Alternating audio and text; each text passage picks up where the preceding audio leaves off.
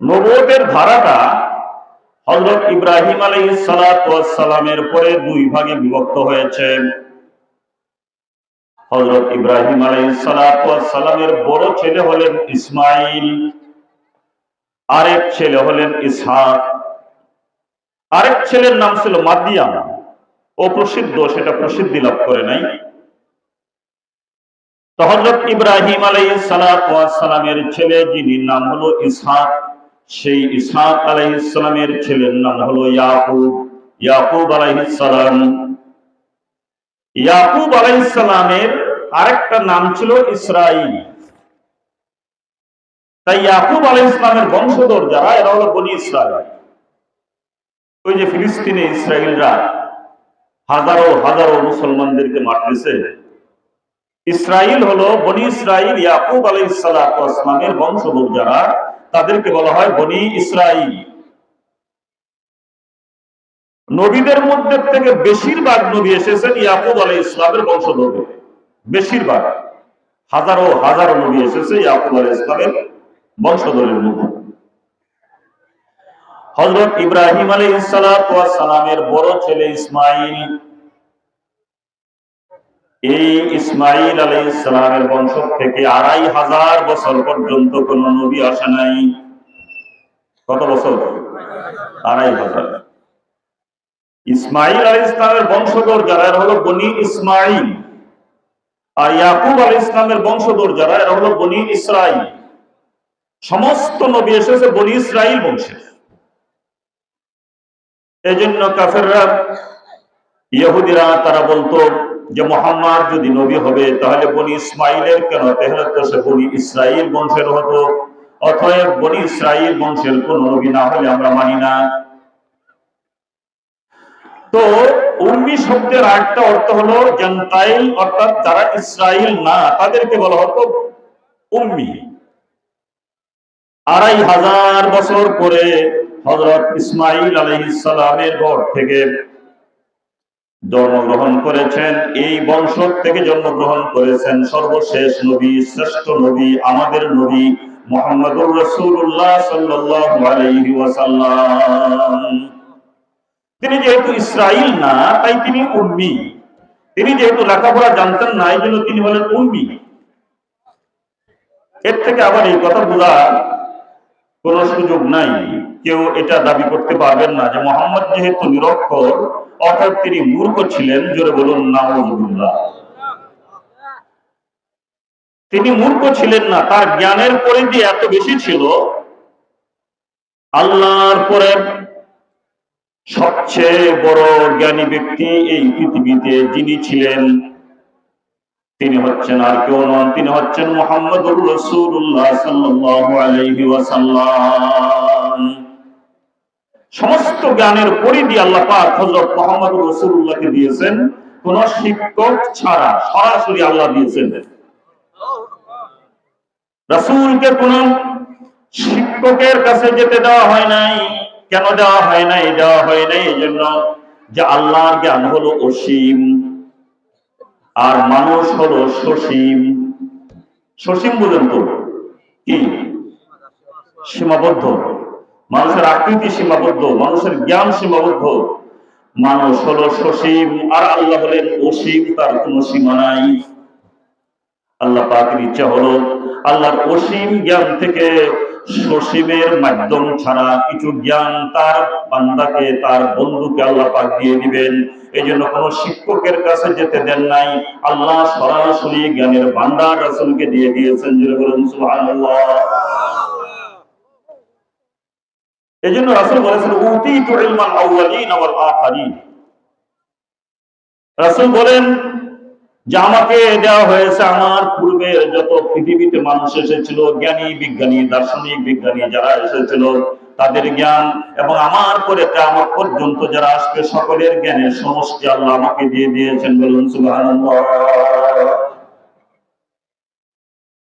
মুহাম্মদুর রাসূলুল্লাহ সাল্লাল্লাহু আলাইহি ওয়াসাল্লাম যখন নবুয়ত প্রাপ্ত হলেন, আল্লাহ পাক 40 বছর বয়সে নবুয়তের ঘোষণা দিলেন জাবাল নূরের হেরা গুহায়।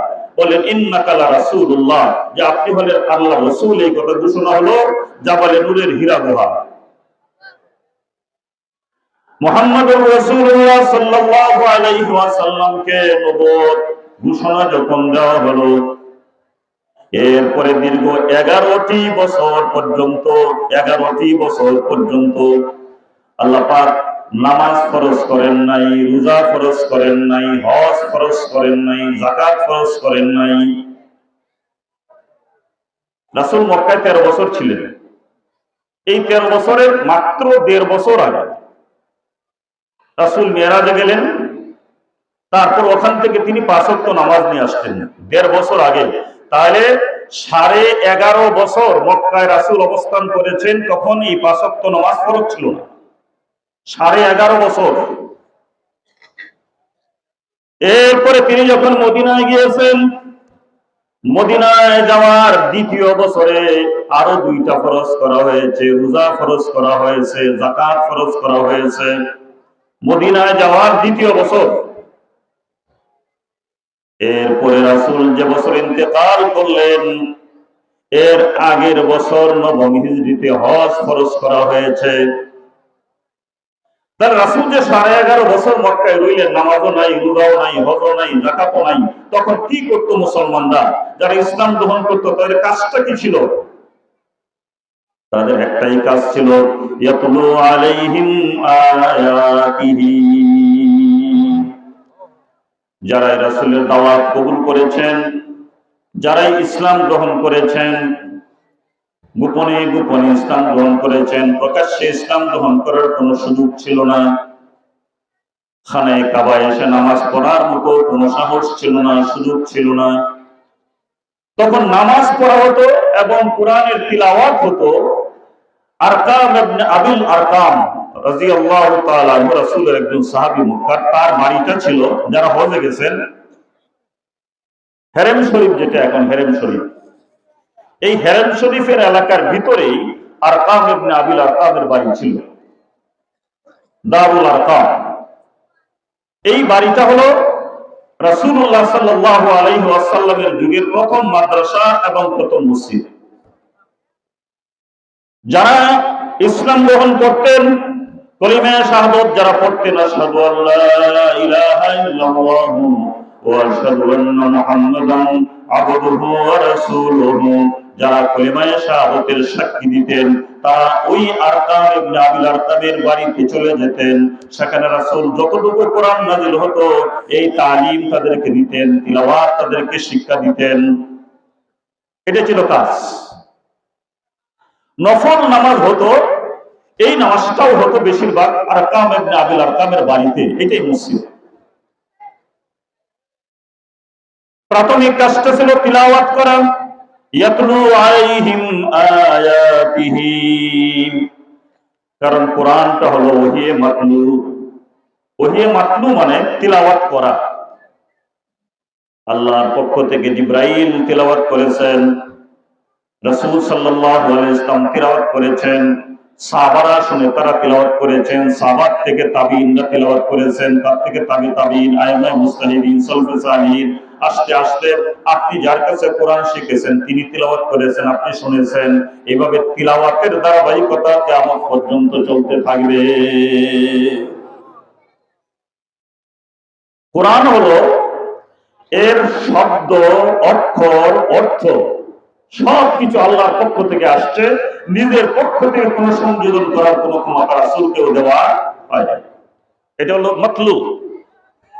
আর আমরা যে হাদিস যেটা বলি, যেমন আমি এক হাদিস পড়েছি, মান কারা আল কুরআনা, যদি কেউ কোরআন পড়ে, ওয়া আমিলা বিমা ফীহি, এবং কোরআনে যা আছে সেই অনুযায়ী যদি লোকটা আমল করে,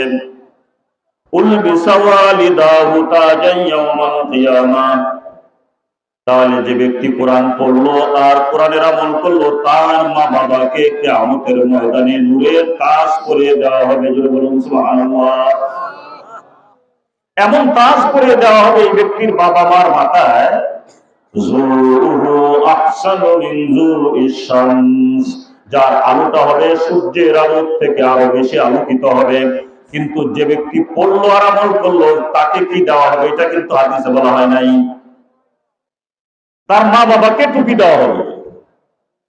হাদিসের শেষের অংশে আল্লাহ রাসূল বলেন, ফামা যান্নুকুম, ও দুনিয়ার মানুষেরা, আমার উম্মতেরা, তোমার ধারণাটা কি, তোমাদের ধারণা কি, বিল্লাযী তারা, তার মা বাবাকে যদি নূরের টুপি দেওয়া হয়, কিয়ামতের ময়দানে সম্মানিত করা হয়, তাহলে যে ব্যক্তি পড়েছে তাকে কি সম্মান দেওয়া হবে? তোমাদের ধারণাটা কি? অর্থাৎ তাকে আরো অনেক অনেক অনেক বেশি সম্মানিত আল্লাহ পাক কিয়ামতের দিন করবে। আমি আয়াতে যাওয়ার আগে হাদিসের ব্যাখ্যাটা আগে একটু দিয়ে আনি। আমাদের দেশে অনেক উলামায়ে কেরাম, সাধারণ মানুষ তো বটেই, অনেক উলামায়ে কেরাম এই হাদিসের তর্জমা করতে গিয়ে বলে যে কোনো ব্যক্তি যদি হাফেজ হয় তাহলে হাফেজের মা বাবার মাথার মধ্যে নূরের টুপি পরিয়ে দেওয়া হবে। বলে কিনা কথাটা?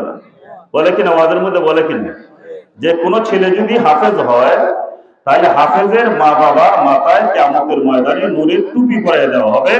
এই যে কথাটা যারা বলেন, এরকম কোনো কথা হাদিসের মধ্যে নাই যে হাফেজ হইলে তারপরে তার মা বাবার মাথার মধ্যে নূরের টুপি দেওয়া হবে, এরকম কোনো শব্দ এই হাদিসের মধ্যে নাই। কেউ বলতে পারবে না, পৃথিবীর কোনো আলেম বলতে পারবে না। হাদিসের অর্থটা হলো মান কারাআল কুরআন, যে কোরআন পড়লো, ভালো করে শুনুন, যে কোরআন পড়লো, মান কারাআল কুরআন, যে ব্যক্তি, এটা 5 বছরের বাচ্চা হতে পারে, 7 বছরের বাচ্চা হতে পারে, 10 বছরের বাচ্চা হতে পারে, মেয়ে হতে পারে, 50 বছরের বৃদ্ধ হতে পারে, 60 বছরের বৃদ্ধ হতে পারে, 80 বছরের বৃদ্ধ হতে পারে। মান শব্দটা অত্যন্ত ব্যাপক। যে কোনো ব্যক্তি, আপনারা যারা এখানে আছেন, ওয়াজ মাহফিলের মধ্যে এখন আছেন, বয়স 70 হয়ে গেছে, 80 হয়ে গেছে, আপনি ওইটার অন্তর্ভুক্ত। যদি আল্লাহ বলে, আল্লাহ রাসূল বলেছেন, যে ব্যক্তি কোরআন পড়লো, আপনি যদি 60 বছরে আপনি কোরআনটা পড়েন, আসেন অনেক মানুষ আগে কোরআন পড়তে পারে নাই, তারপরে শেষ বয়সে আইসা কারো কাছে গিয়ে কোরআনটা পড়েছে, এরকম মানুষ আছে না নাই? আছে। এবং উচিত যাদের বয়স হয়ে গিয়েছে, আগে পড়ার সুযোগ হয় নাই, তাদের জন্য কোরআনটা শেষ বয়সে হলেও অন্তত শুরু করা দরকার, যাতে আল্লাহ দরবারে গিয়ে বলতে পারেন যে আল্লাহ গো, আমি যখন শুনেছিলাম তোমার কোরআন পড়তে হবে, তখন শুরু করেছিলাম, শেষ করতে পারি নাই। আল্লাহ হয়তো বা আপনার হুজুরকে কবুল করে আপনাকে মাফ করে দিবেন, কিন্তু চেষ্টাই করলেন না, তাহলে কিভাবে মাফ পাবেন? অনেক ভাইয়েরা এরকম আছেন, তাবলীগী ভাইয়েরা আছেন, আপনাদের এলাকায় তো তাবলীগের প্রচলন অনেক বেশি, ঠিক না বেঠিক? অনেক তাবলীগী বাবাজিরা আছেন, ভাইয়েরা আছেন। আবার মনে মনে খুব গুসা হয়েন না, আমার বাস্তব অভিজ্ঞতাটা বলছি। 3 দিন মাসে যান, প্রতি মাসে 3 দিন লাগান, বছরে চিল্লা একটা দেন, একসাথে 3 চিল্লা দিয়েছেন, এরকম সাথে এখানে অনেক আছেন, 3 চিল্লা একসাথে দিয়েছেন, বছরে 1 চিল্লা দেন, প্রতি মাসে 3 দিনের জন্য যান। একবার না, বহুবার জীবনে গিয়েছেন, কিন্তু এরপরেও যেদিন প্রথম তাবলীগে গিয়েছিলেন, সেদিন যেরকম আপনার সূরা ফাতিহাটা ভুল ছিল, এই এত বছর পরে এখনো আপনার সূরা ফাতিহা ভুলই হয়ে গেছে, এরকম তাবলীগী সাথী অনেক আছে। কেন? আপনি কেন জানেন? বারবার গিয়েছেন, কেন আপনার সূরা ফাতিহাটা শুদ্ধ হলো না? মনে মনে গুসা হইতেছেন নাকি? গুসা হইলে বলতেই হবে, আমার দায়িত্ব এটা বলা। ও মিয়া, সূরা ফাতিহার মধ্যে মাত্র 7টা আয়াত। যদি আপনি যত বৃদ্ধ হন আর আপনার জ্ঞান যত কম হোক, আপনার কিচ্ছু মনে থাকে না, এরকম অবস্থায় চলে গেছেন, যত কিছুই হন, কিন্তু অন্তত সারা দিনে সূরা ফাতিহার একটা আয়াত শেখা আপনার জন্য মোটেও অসম্ভব নয়। তাহলে 7 দিন লাগবে সূরা ফাতিহাটা শুদ্ধ করলে। সর্বোচ্চ কত লাগবে? কয়দিন? কয়দিন লাগবে? 7 দিন লাগবে। তাহলে আপনারটা এখনো কেন হয় নাই? আপনার মনের ইচ্ছা নাই যে না, আমি যেমন জানি এরকমই করব, শুদ্ধ করার আমার কোনো প্রয়োজন নাই, মনে মনে এটা ভাবতেছেন, নাহলে কেন শুদ্ধ হইল না? আজকে সারাদিন যদি আপনি পড়েন আলহামদুলিল্লাহি রাব্বিল আলামিন, শুধু এতটুকু সারাদিনের সবক, আলহামদুলিল্লাহি রাব্বিল আলামিন, শিখা হবে না এটা? কালকে পড়বেন আর রহমানুর রহিম, এতটুকু শুনুন। তাহলে তো 7 দিনে তো আপনার সূরা ফাতিহা শিখা হয়ে যাবে। তাহলে আপনি বারবার যাইতেছেন কেন? সূরা ফাতিহা আপনার শিখা হইল না? এর অর্থ হলো এটাই যে আমি যেমন পারি তেমনই পড়ব, আল্লাহ যদি মানে মানক, না মানলে না মানক। এটাই তো বলবো। ও মিয়া, ভালো করে মনে রাখেন, রাসূল এসেছেন তিলাওয়াত শিক্ষা দেওয়ার জন্য। আপনার তিলাওয়াতটা যদি এমন তিলাওয়াত হয় যে তিলাওয়াত করলে পরে অর্থ বিগড়ে যায়, যে তিলাওয়াত করলে পরে অর্থ নষ্ট হয়ে যায়, ভুলটা যদি এই পর্যায়ের হয়, সমস্ত উলামায়ে কেরাম একমত আপনার নামাজ হয় নাই, তাহলে সারাটা জীবন নামাজ পড়েছেন, একদিনের নামাজ আপনার হয় নাই। কোরআন তিলাওয়াত এটা নামাজের মধ্যে ফরজ। কেরাতটা কি? কেরাতটা হলো ফরজ, আর আলাদা সূরা ফাতিহা পড়াটা ওয়াজিব। তাহলে ফরজ নষ্ট হইলে সাজদায়ে সুজুদ দিলেও কিন্তু নামাজ হয় না। কেউ যদি নামাজের মধ্যে ভুলক্রমে সূরা ফাতিহা পড়ে নাই, মনে করেন আপনি দাঁড়াইছেন, দাঁড়িয়ে সূরা ফাতিহা পড়ার মনে নাই, তারপরে আপনি কি পড়ছেন? সূরা ইখলাস পড়ে ফেলছেন। সূরা ইখলাস পড়ে তারপরে রুকুতে চলে গেছেন, সিজদা করেছেন, তারপরে মনে হইছে আমি তো সূরা ফাতিহা পড়ি নাই। এখন যদি আপনি সিজদায়ে সুজুদ দেন তাহলে আপনার নামাজ হয়ে যাবে, কারণ সূরা ফাতিহা ওয়াজিব, আর ওয়াজিব নষ্ট হলে সিজদায়ে সুজুদ দিলে এটা পূরণ হয়ে যাবে, আপনার নামাজটা আদায় হয়ে যাবে। যদি আপনি নাও পড়েন তবু হয়ে যাবে। কথা বুঝে আসছে আপনাদের? কিন্তু কেরাতটা যদি আপনি না পড়েন, কেরাতটা যদি অশুদ্ধ হয়, অর্থ যদি উল্টা পাল্টা হয়ে যায়, তাহলে তো আপনার নামাজই হবে না। তাহলে সারা জীবন কি করলেন? এই জন্য রাসূল প্রথম আসছেন তিলাওয়াত শিক্ষা দেওয়ার জন্য। ইয়াতলু আলাইহিম আয়াতিহি, তিলাওয়াত শিক্ষা দেওয়ার জন্য রাসূল এসেছেন। আর আপনার আমার যারা বয়স্ক হয়ে গেছেন, তাদের তিলাওয়াত যাদের অশুদ্ধ হয়ে গেছে, চেষ্টা করবেন যেন শুদ্ধ করা যায়। কিন্তু আপনার সন্তান, আপনার ছেলে, আপনার মেয়ে, আপনার নাতি, আপনার পুতি, যারা ছোট মানুষ, তাদের ব্যাপারে যেন এই ভুলটা না হয়। তাদেরকে এখনই কোরআন সহি করে তিলাওয়াত শিক্ষা দিতে হবে। আর কোরআন তিলাওয়াত শিক্ষা দেওয়া সহি করে, এটা অভিভাবকের জন্য ফরজ, ফরজে আইন। প্রত্যেকটা সন্তানকে কোরআন সহি শুদ্ধ করে শিক্ষা দিতে হবে। আমরা কিন্তু এক কাজ করি, 4টা সন্তান হইলে একটারে দেই মাদ্রাসায়, নাহলে 2টারে দেই মাদ্রাসায়, আর একটারে দেই স্কুলে, আর একটারে দেই নার্সারিতে। কথা ঠিক না ঠিক? খুব ভালো করে মনে রাখবেন, মাসালার দৃষ্টিতে এটা নাজায়েজ, হারাম। আপনার 4টা সন্তান যদি হয়, এই 4টাকে কোরআন পড়ার জন্য প্রথম দিতে হবে, এটা আপনার উপরে ফরজ। 3টাকে দিলেও হবে না, 4টাকেই দিতে হবে। তারপরে কোরআন শিক্ষা দেওয়ার পরে, আমি এ কথা বলি না, ইসলাম এ কথা বলে না 4টাকে হাফেজ বানাও, 4টাকে আলেম বানাও, এই কথা ইসলাম বলে না। কোরআন শিক্ষা দেওয়ার পরে আপনি একটাকে বড় আলেম বানান, একটাকে পারলে ডাক্তার বানান, একটাকে ইঞ্জিনিয়ার বানান, একটাকে বিশ্ববিদ্যালয়ের প্রফেসর বানান। ইসলাম নিষেধ করে না, বরং জ্ঞান শিক্ষার জন্য ইসলাম অনুপ্রাণিত করে। কিন্তু প্রথম শিক্ষা প্রত্যেকটাকেই কোরআনের দিতে হবে, এটা আপনার জন্য ফরজ। কথা বুঝে আসছে আপনাদের? কারা কারা রাজি আছেন? আল্লাহ সবাইকে তৌফিক দান করুন। এটা কিন্তু আমি ওয়াজ না, বাস্তব মাসালাটা বললাম, বাস্তব মাসালাটা, যে প্রত্যেকটা সন্তানকে কোরআন পড়ার জন্য মাদ্রাসায় দিতেই হবে, দিতেই হবে, দিতেই হবে। এটা ফরজে কিফায়া না। ফরজে কিফায়া হলে সকলের মধ্যে একজনে আদায় করলে আদায় হয়ে যায়, একটা ছেলেরে দিলে আপনার আদায় হয়ে গেল। এটা ফরজে আইন, আপনাকে দিতেই হবে। তারপরে কোরআন শিক্ষা দেওয়ার পরে আপনি ডাক্তার বানান, ইঞ্জিনিয়ার বানান। যখন তারা ইউনিভার্সিটিতে পড়বে, নাস্তিকদের সংস্পর্শে যাবে, তার ভিতরে যেহেতু কোরআন আছে, অন্তত চেষ্টা করে হলেও তাকে নাস্তিক বানাতে পারবে না, কারণ তার ভিতরে কোরআন আছে।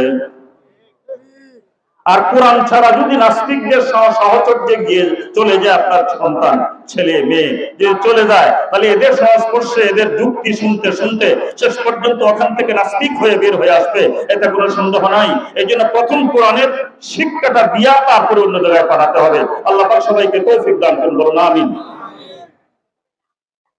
আর এই কোরআনের তিলাওয়াত, একমাত্র কোরআনের তিলাওয়াত প্রতি অক্ষরে কয় নাকি? কোন শুনি কত? ঠিক আছে, আপনার উত্তর ঠিক আছে। প্রতি অক্ষরে মান তারা হারফান মিন কিতাবিল্লাহি তাআলা ফালাহু বিহি হাসানা ওয়াল হাসানাতু বিআশরি আমসালিহা ওয়া লা আকুলু আলিফ লাম মিম হারফুন বাল আলিফুন হরফুন ওয়া লামুন হরফুন ওয়া মিমুন হরফুন আও কামা ক্বালা আলাইহিস সালাম।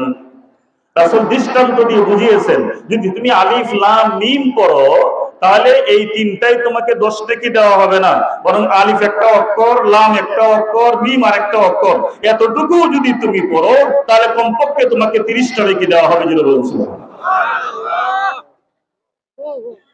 তুমি অর্থ বুঝো অথবা না বুঝো, বুঝলেও সব হবে, না বুঝলেও সব হবে। আর এই কোরআন অন্য হাদিসে আসছে, কোন ব্যক্তি যদি ওযুর সঙ্গে যদি কোরআনটা তিলাওয়াত করে, ওযুর সঙ্গে যদি কোরআনটা তিলাওয়াত করে, আলা কুল্লি হরফিন 25 হাসানা, তাহলে প্রতি অক্ষরের বদলে আল্লাহ তাকে 25টি নেকি দান করবেন। তাহলে এই হাদিস থেকে বোঝা গেল যে ওযু ছাড়াও কোরআন পড়া জায়েজ। ওযু ছাড়াও কোরআন পড়া কি আছে? জায়েজ আছে। পুরুষের জন্য জায়েজ আছে, মহিলাদের জন্য জায়েজ আছে ওযু ছাড়া কোরআন পড়া। কিন্তু ধরা যাবে না, ছোঁয়া যাবে না, স্পর্শ করা যাবে না, কিন্তু পড়া যাবে। আপনার মুখস্থ আছে, আপনি পড়তেছেন, কাজ পড়তেছেন, মহিলারা পাকশাক করতেছে, কোরআন তিলাওয়াত করতেছে, জায়েজ। হ্যাঁ, যদি কোনো ব্যক্তির উপরে গোসল ফরজ হয়, পুরুষ অথবা মহিলা, তাহলে এমত অবস্থায় ধরাও জায়েজ নাই, পড়াও জায়েজ নাই। ধরাও জায়েজ নাই, পড়াও জায়েজ নাই, নাহলে পড়া জায়েজ আছে।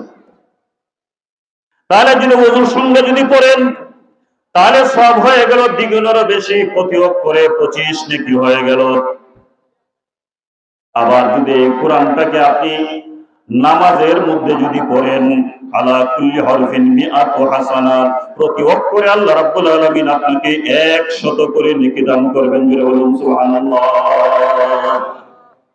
প্রতি অক্ষরে কত নেকি? 100 নেকি। আবার এই কোরআনটা যদি আপনি নামাজে তিলাওয়াত করেন, বসা অবস্থায় নামাজটা পড়তেছেন, দাঁড়ায়া না, বসা অবস্থায়, তাহলে তার মধ্যে 50 হাসানা, তাহলে 50 নেকি। তাহলে ওযু ছাড়া পড়লে তিলাওয়াত যদি ওযু ছাড়া করেন তাহলে 10 নেকি, ওযু সহ হইলে 25 নেকি, বসে নামাজ পড়লে 50 নেকি, আর যদি দাঁড়িয়ে নামাজ পড়েন প্রতি অক্ষরে আল্লাহ আপনাকে 100 করে নেকি দান করবেন। জোরে বলুন সুবহানাল্লাহ। বসার প্রসঙ্গটা আসছে, তাহলে বসে নামাজ পড়া জায়েজ, এটা বুঝে গেল। বসে নামাজ পড়া কি আছে? জায়েজ আছে। ভালো করে মাসালাটা বুঝেন, বসে নামাজ পড়া জায়েজ। যারা কি দাঁড়াতে পারে না তার জন্য বসে নামাজ পড়া জায়েজ। সমস্ত পৃথিবীর উলামায়ে কেরাম একমত। কোন মানুষ যদি বসতেও না পারে, কোন মানুষ যদি বসতেও পারে না, তাহলে শুয়ে শুয়ে থাকবে, আর শুয়ে শুয়ে মাথার ইশারায় সে নামাজ আদায় করবে। শুয়ে থাকলে কোন দিকে শুইবে? দুইটা অবস্থা আছে, ভালো করে মনে রাখবেন কথাগুলি। সবচেয়ে ভালো তরিকা হলো মাথাটা পূর্ব দিকে দিবেন, পাগুলি পশ্চিম দিকে দিবেন। শোয়ার উত্তম তরিকা হলো মাথাটা পূর্ব দিকে আর পাগুলি পশ্চিম দিকে চিত হয়ে শুইয়া, তারপরে এখন সূরা কেরাত পড়বেন, আর রুকুর সময় মাথাটা একটু ঝুঁকাইবেন, আর সিজদার সময় আরেকটু বেশি ঝুঁকাইবেন। এইভাবে ইশারায় নামাজ পড়লেও নামাজ হয়ে যাবে। এটা উলামায়ে কেরামের ফতোয়া। না দাঁড়াইতে পারলে বসেও নামাজ জায়েজ আছে, দাঁড়ানোটা ফরজ। দাঁড়ানোটা কি? ফরজ। কিন্তু আপনি দাঁড়াতে পারেন, দাঁড়িয়ে নামাজ পড়ার ক্ষমতা আছে, যদি বসে নামাজ পড়েন তাহলে সমস্ত উলামায়ে কেরাম একমত, আপনার নামাজ হবে না। দাঁড়িয়ে নামাজ পড়ার ক্ষমতা আছে, যদি বসে বসে নামাজ পড়েন আপনার নামাজ হবে না। এখন বসে নামাজটা পড়বেন, এটা কোথায় বসবেন? চেয়ারে বসবেন না মাটিতে বসবেন? রাসূল সাল্লাল্লাহু আলাইহি ওয়াসাল্লামের সময়ে চেয়ারে বসার কোনো প্রচলন ছিল না, এবং এখনো ম্যাক্সিমাম উলামায়ে কেরাম, জমহুর উলামায়ে কেরাম অভিমত হলো যদি কেউ দাঁড়িয়ে নামাজ পড়তে না পারে তাহলে সে মাটিতে বসবে। মাটিতে সে যেভাবে পারে, যদি পারে এইভাবে বসবে, তবে এইভাবে বসবে, কোনো অসুবিধা নাই। যদি পারে পাগুলিকে লম্বা করে দিয়ে বসবে, জায়েজ আছে, বসবে। মাটিতে বসবে, এটা উত্তম, এবং এটাই জমহুর উলামায়ে কেরামের অভিমত। দাঁড়াতে পারে না, বসে নামাজ পড়বে, এটা উত্তম। হ্যাঁ, চেয়ারে বসবে, এতেও একবারে নাজায়েজ বলা যায় না, আমার মতে, যদিও একদল উলামায়ে কেরাম এটাকে নাজায়েজ বলেছেন আর একদল উলামায়ে কেরাম জায়েজ বলেছেন, আমার মতটা হলো চেয়ারে বসা জায়েজ কোন সময় এক ব্যক্তি এইভাবে বসতে পারে না, এইভাবে বসতে পারে না, তার বসলে অসুবিধা হয়, একমাত্র চেয়ারে বসলেই সে বসতে পারে আর অন্য কোনো উপায়ে বসতে পারে না, এমন অবস্থায় তার জন্য চেয়ারে বসে নামাজ পড়লে নামাজ হবে। এখন আপনার যোগ্যতাটা কি, শারীরিক যোগ্যতাটা বুঝে আপনি কাজ করবেন। এমন মানুষও আছে যে আসলে দাঁড়িয়ে নামাজ পড়তে পারে, সবকিছু পারে, কিন্তু নামাজের সময় এসে সে চেয়ারে বসে। চেয়ারে বসে নামাজ হবে না, একবারে এরকম ফতোয়া না দেওয়া গেল নামাজটা যে পূর্ণ হবে না, এতে সকলেই একমত। কারণ নামাজটা হলো একটা বিনয়, আর চেয়ারে বসাটা হলো নিজের তাকাব্বুরি।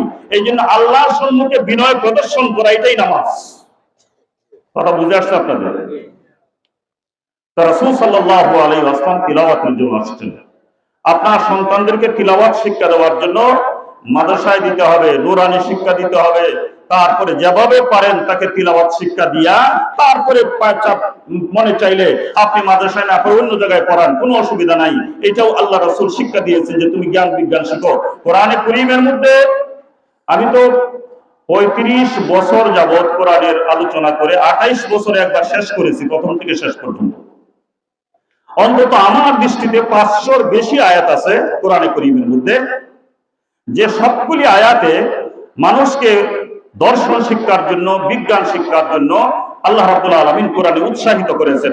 স্বাভাবিক উৎসাহিত না, একবারে বেশি উৎসাহিত করেছেন যে তোমরা বিজ্ঞান শিখো, দর্শন শিখো, তোমরা জ্ঞান বিজ্ঞান শিখো, আল্লাহর সৃষ্টি সম্পর্কে তোমরা চিন্তা ভাবনা করো। এরকম অন্তত ৫০০ আয়াত কোরআনে কারীমের মধ্যে আছে।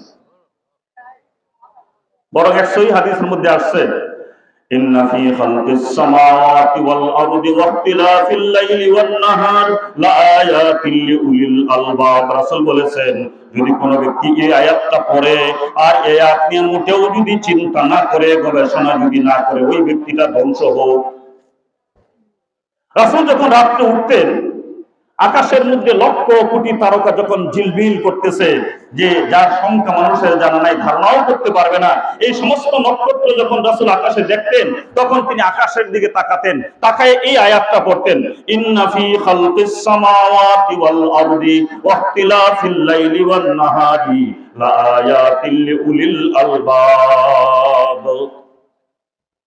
তাহলে রাসূল আসছেন, নিরক্ষরদের মধ্যে প্রথম দায়িত্ব ছিল তিলাওয়াত শিক্ষা দেওয়া। যারা ইসলাম গ্রহণ করেছে তাদেরকে তিলাওয়াত শিক্ষা দিয়েছেন, কোরআন শিক্ষা দিয়েছেন। তারপরে নামাজও করেন নাই, রোজাও রাখেন নাই, হজও করেন নাই, যাকাতও দেন নাই। এমন অবস্থায় অসংখ্য সাহাবায়ে কেরাম মারা গিয়েছেন। সমস্ত সাহাবায়ে কেরাম জান্নাতি জান্নাতি জান্নাতি বলুন সুবহানাল্লাহ। দ্বিতীয় কাজটা আমি শেষ পর্যন্ত যাব না, এই দ্বিতীয় কথাটা বলে আমি শেষ করব, এটা বলে শেষ করব। দ্বিতীয় রাসূলের দায়িত্বটা হলো সাহাবাদেরকে তাজকিয়া শিক্ষা দেওয়া, তাজকিয়ায়ে নফস, আত্মশুদ্ধি। তাজকিয়া নফস মানে আত্মশুদ্ধি। আত্মশুদ্ধিটা হলো ফরজ। আপনার আত্মাকে শুদ্ধ করা, আত্মাকে ভালো করা, আত্মাকে নির্মল করা, আত্মাকে সজাগ করা, আত্মাকে জীবিত করা, এটা আপনার জন্য ফরজ, আত্মশুদ্ধি। রাসূলুল্লাহ সাল্লাল্লাহু আলাইহি ওয়াসাল্লাম চরিত্র শিক্ষা দেওয়ার জন্য পৃথিবীতে এসেছেন। এজন্য এক হাদিসের মধ্যে আসছে, আল্লাহ রাসূল বলেন, ইন্নামা বুইস্তু মুতাম্মিমান লিল আখলাক।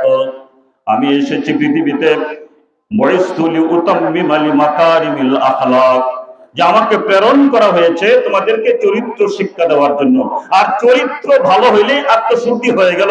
এই চরিত্র শিক্ষা দেওয়ার জন্য মুহাম্মদুর রাসূলুল্লাহ সাল্লাল্লাহু আলাইহি ওয়াসাল্লাম পৃথিবীতে এসেছেন। আপনার চরিত্রটা, বাবার সঙ্গে কেমন আচরণ হবে, বাবার ছেলের সঙ্গে কেমন আচরণ হবে, ভাই বোনের সঙ্গে কেমন আচরণ হবে, বোনের ভাইয়ের সঙ্গে কেমন আচরণ হবে, স্বামী স্ত্রীর সঙ্গে কেমন আচরণ হবে, স্ত্রী স্বামীর সঙ্গে কেমন আচরণ হবে, বাবা মার সঙ্গে কেমন আচরণ হবে, প্রতিবেশীর সঙ্গে কেমন আচরণ হবে, মুসলমানদের সঙ্গে কেমন আচরণ হবে, ও মুসলিমদের সঙ্গে কেমন আচরণ হবে, সবকিছু আল্লাহ রাসূল একবারে বাস্তবে প্র্যাকটিক্যাল শিক্ষা দিয়ে গিয়েছেন। জুড়ে বলুন সুবহানাল্লাহ।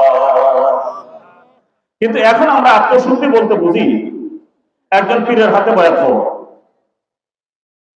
আত্মশুদ্ধি কথাটা আসলেই আমরা বুঝি যে আত্মশুদ্ধির অর্থ হলো একজন আধ্যাত্মিক পীরের কাছে হাতে বয়াত হওয়া, তারপরে কিছু তসবিহ তাহলিল, কিছু ওজিফা দিবেন, এগুলি জফা। চরিত্র কিন্তু তার যেমন আছেন তেমনই আছে, কোনো পরিবর্তন হয় নাই। সকালে জিকির করে, বিকালে জিকির করে। আর চরিত্রের অবস্থা এত মারাত্মক যে যদি বাইরের মানুষ জানতো যে তার চরিত্রটা কি, তাকে কেউ দামও দিত না। বাইরের মানুষ জানে যে উনি তো খুব ভালো মানুষ, কিন্তু তার স্ত্রীর সঙ্গে কি চরিত্র, তার ছেলের সঙ্গে কি চরিত্র, তার আপন বাড়ির মানুষের সঙ্গে কি চরিত্র, এটা কেউ জানে না। যদি জানতো তাহলে তাকে এক পয়সার মূল্য দিত। পীরের কাছে আবার ঘুরতেছে, পীরের কাছে যাওয়া জায়েজ। জায়েজ মানে ফরজ না, এটা সুন্নাত। একদল আছে পীরের কাছে যাওয়াটাকে ফরজ মনে করে। আল্লামা ওলিউল্লাহ দেহলভী রহমাতুল্লাহি তাআলা আলাইহি, ওনার তাসawwুফের প্রসিদ্ধ কিতাব আল কওলুল জামিল, এটা আমরা ক্লাসে পড়েছি, আমরা কয়েকজনে পীর সাহেব হুজুরের কাছে ক্লাসে পড়েছিলাম আল কওলুল জামিল। এটা উলামায়ে কেরামের মতে এটা হলো সুন্নাত। বয়াত হওয়া, কারো হাতে বয়াত হওয়া, এটা হলো কি সুন্নাত। যদি ভালো পীর পান, আর পীর হওয়ার জন্য এক নম্বর শর্ত হলো তিনি অভিজ্ঞ আলেম হইতে হবে, যিনি কোরআন বুঝেন এমন আলেম হইতে হবে। তিনি যদি আলেম না হন তাহলে তিনি আবেদ হতে পারেন, আবেদ হতে পারেন, কিন্তু মানুষের রাহাবর হতে পারবে না। তিনি নিজে আবেদ, নিজে আবাদতকারী, নিজে দরবেশ হতে পারবেন, কিন্তু মানুষের রাহাবর হতে পারবেন না। মানুষের রাহাবর হতে হলে তাকে প্রয়োজনে কোরআনের জ্ঞান থাকতে হবে, প্রয়োজনে হাদিসের জ্ঞান থাকতে হবে, প্রয়োজনীয় ফিকহের জ্ঞান থাকতে হবে, সবকিছু তার জানতে হবে। তারপরে তিনি রাহাবর হতে পারবেন, মানুষকে পথ দেখাতে পারবেন। আর তা না হলে এরকম কোন ব্যক্তি পীর হওয়ার দাবি করলে সে মিথ্যাবাদী, যার কোরআনের জ্ঞান নাই, হাদিসের জ্ঞান নাই। কিন্তু আমাদের দেশের 70-80-90% পীরের অবস্থা হলো এরকম, যারা নিজেই কোরআন বুঝে না কিন্তু মানুষের রাহাবর হইয়া সে পীর হয়ে গেছে। এরকম অবস্থা আমাদের দেশে বেশি। কথা ঠিক না বেঠিক? এমন পীরও আছে আমাদের দেশে, লাখ লাখ মুরিদ আছে, কিন্তু সে নিজে সূরা ফাতিহা পড়তেও পারে না, অর্থও জানে না। আছে না নাই? আছে না নাই? নাম বলবো না, নাম বলার দরকার নাই, আপনারা বুঝে নিয়ে। অনেক পীর এরকম আছে যে সূরা ফাতিহাও জানে না, অর্থও জানে না, আবার লাখ লাখ মুরিদও তার আছে। এগুলি হলো ভণ্ডামি। হ্যাঁ, যারা হক্কানি পীর, যারা আসলেই মানুষকে কোরআনের রাস্তায় মানুষকে পথ দেখিয়ে দেয়, তাদের সংস্পর্শে থাকাটা ভালো। তাদের সংস্পর্শে থেকে তাদের থেকে চরিত্র শিক্ষা দেওয়া, তাদের থেকে আত্মশুদ্ধি শিক্ষা নেওয়া, এটা ভালো, এটা নিষেধ না, এটা করা যাবে। তাজকিয়ায়ে নফস। আমি যখন আসছিলাম তখন শুনতেছিলাম যে আজকের যে সভাপতি জনাব ফজলুল করিম সাহেব আলোচনা করতেছিলেন একটা হাদিস, মাইয়াজমাননি মা বাইনা লিহইহি ওয়া মা বাইনা রিজলাইহি আজমান লাহুল জান্নাহ। উনি কিন্তু এমনি বুড়ো হয়ে গেছেন, কিন্তু আমার অনেক দুনিয়া থাকে, ক্লাসের দিক থেকে আমার অনেক দুনিয়া। আমি যখন দাওরা করি তখন বোধহয় উনি ছয় বেকায় পড়ে। এখন তো মোটামুটি দেখতে একবারে খুব দুর্বল হয়ে গেছেন। বালিয়ার শাইখুল হাদিস এবং মুহতামিম উনি, ছাত্র ভালো ছিলেন আগের থেকে। উনি এই হাদিসটা আলোচনা করতেছিলেন। তো এই হাদিসের মধ্যে যে তাজকিয়ায়ে নফস আছে, যে আত্মশুদ্ধি আছে, কোন মানুষ যদি এই হাদিসটাকে শুধু ফলো করে তাহলে মোটামুটি অর্ধেক আত্মশুদ্ধি তার হয়ে যাবে।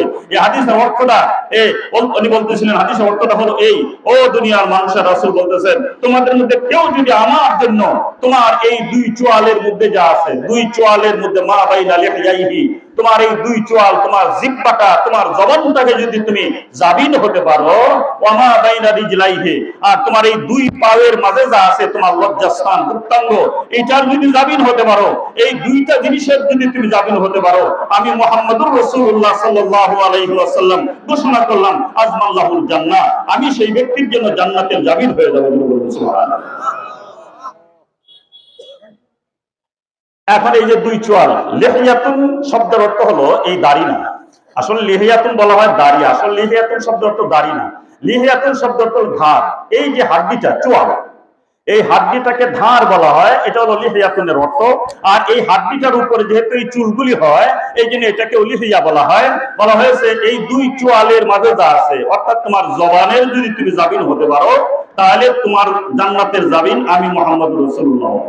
এখন জবানের জামিন কি ভাই, কথা বলে আমি লম্বা করব না। জবানের জামিন কি করে হবেন?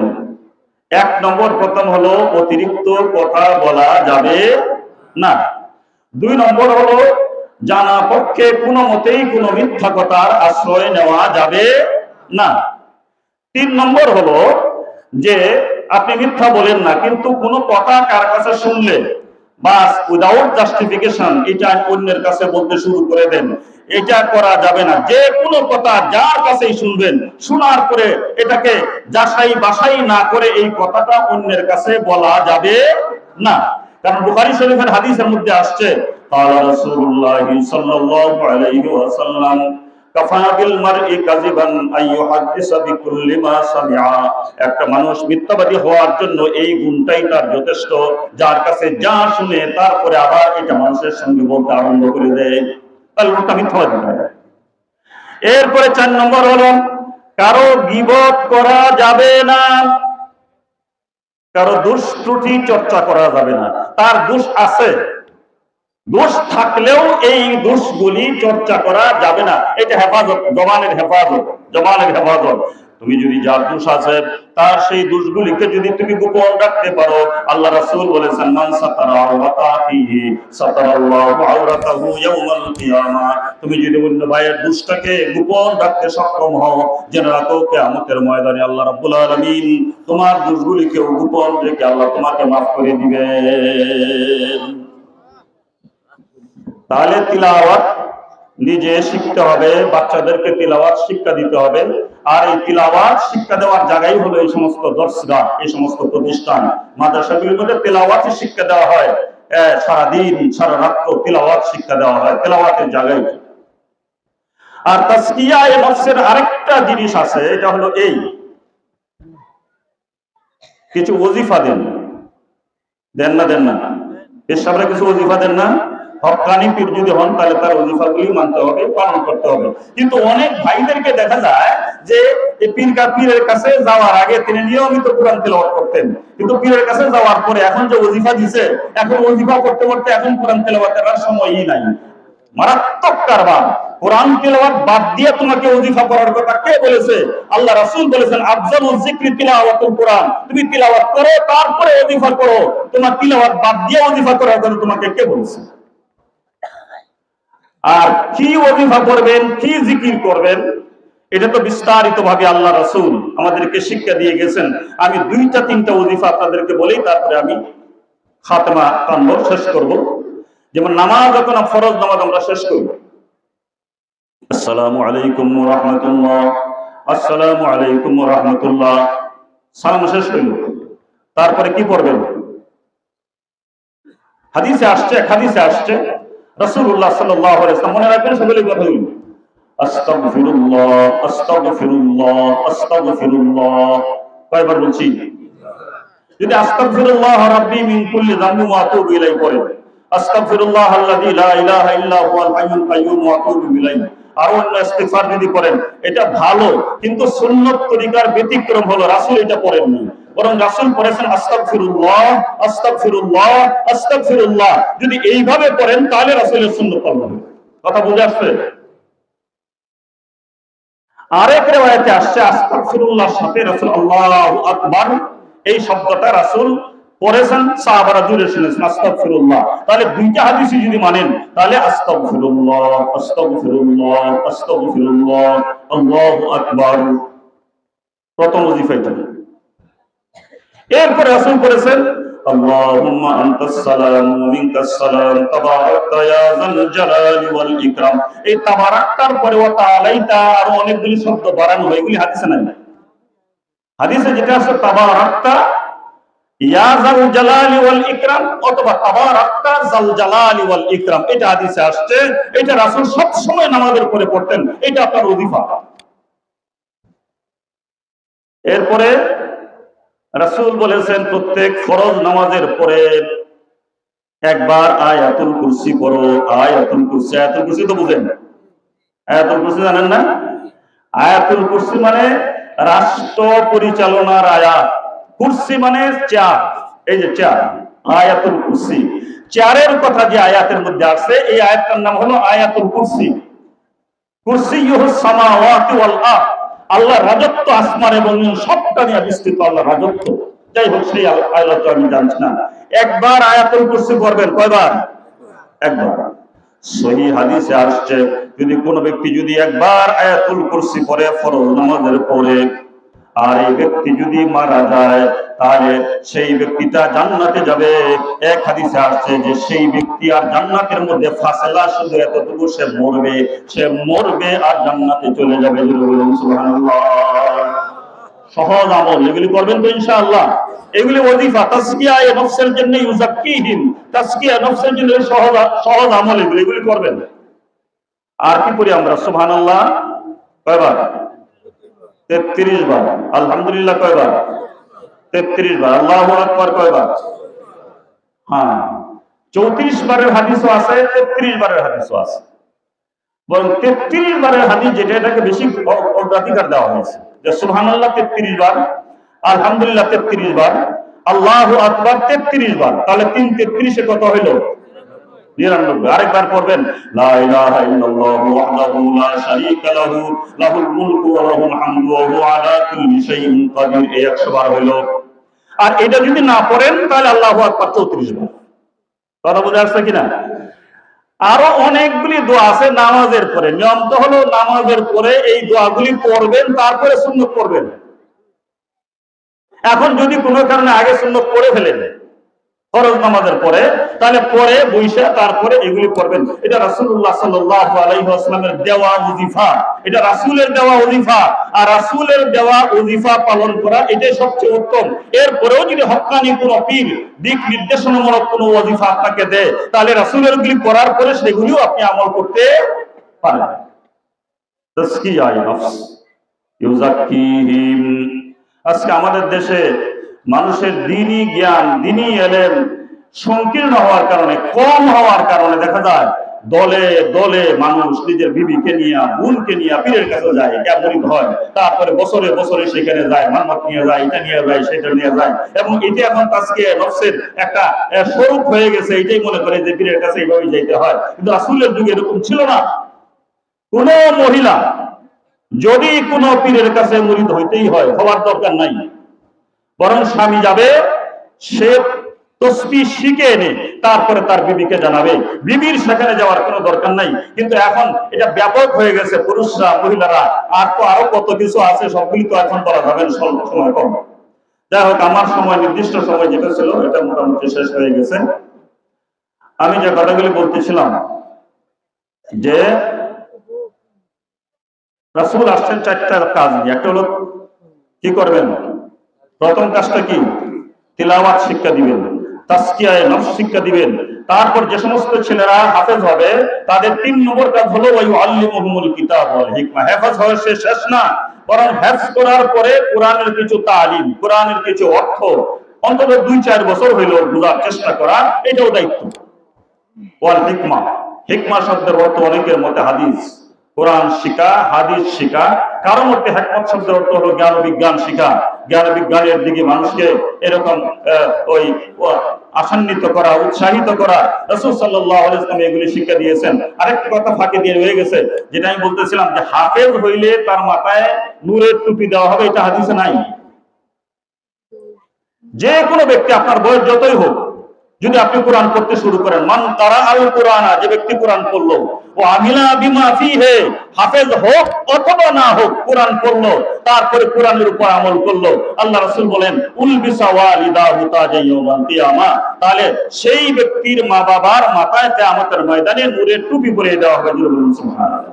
হাফেজ হোক অথবা না হোক, আপনার বয়স যদি 50 বছর হয়, আপনি আজকে কোরআন পড়তে থাকেন, তাহলে আপনার বাবা যে আগে মারা গেছে, আপনি যদি কোরআন করে আমল করে মরতে পারেন, তাহলে আপনার বাবার মাথার মধ্যে আল্লাহ রাব্বুল আলামিন কিয়ামতের ময়দানে নূরের টুপি পরিয়ে দিবেন। আর হাফেজের জন্য অন্য হাদিস আছে, আল্লাহ রাসূল বলেন, মান কারাআল কুরআন ফাস্তাযহারাহু ফাহাল্লা হালালাহু ওয়া হারামা হারামাহু আদখালাহু আল্লাহুল জান্নাহ ওয়া শাফাআহু ফি আশরাতিন মিন আহলি বাইতিহি কুল্লুহুম কাদ ওয়াজাবাত লাহুন নার। যদি কেউ কোরআন পড়লো, ফাস্তাযহারাহু মানে হাফিজাহু, এটা অর্থ হলো যে যদি কেউ কোরআনের হাফেজ হয়, কোরআনের হালালকে হালাল মনে করে সেটাকে পালন করে, হারামকে বর্জন করে, আল্লাহ পাক নিজে ওই হাবেশাকে জান্নাতে প্রবেশ করিয়ে দিবেন এবং তার সুপারিশে আরো 10 জন মানুষ জান্নাতে যাবে। কুল্লুহুম কাদ ওয়াজাবাত লাহুন নার। প্রত্যেকটা মানুষ এরকম ঈমান ছিল কিন্তু আমলের ত্রুটির কারণে সে প্রাথমিক অবস্থায় জাহান্নামে যেত। এরকম 10 জনকে সুপারিশ করে নেওয়ার জন্য আল্লাহ পাক তাকে তৌফিক দান করেন।